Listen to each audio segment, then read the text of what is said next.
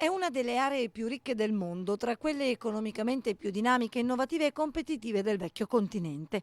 Stiamo parlando della regione alpina che conta 70 milioni di abitanti su un'area complessiva di 400.000 km² distribuiti in 7 diversi paesi. Una regione cui appartengono anche il Veneto e la Lombardia che questa mattina, proprio sui temi della montagna, si sono confrontate con i loro presidenti in un vertice cui hanno presenziato anche diversi amministratori della Val Brenta.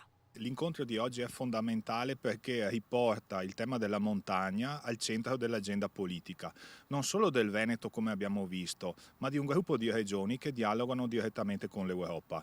Quindi noi abbiamo la fiducia che finalmente certi temi che sono assolutamente fondamentali, non per lo sviluppo ma per la sopravvivenza delle nostre comunità, che sono sempre più spopolate, hanno dei gap difficili da sopperire in tema di servizi, quindi questa è la grande occasione di un nuovo sviluppo. Ma quali sono oggi le priorità per la montagna veneta? La salvaguardia e la tutela del territorio e lo sviluppo del territorio. Queste sono le cose fondamentali, sia dal punto di vista turistico ma anche dal punto di vista soprattutto imprenditoriale. Ma la montagna si sente abbandonata?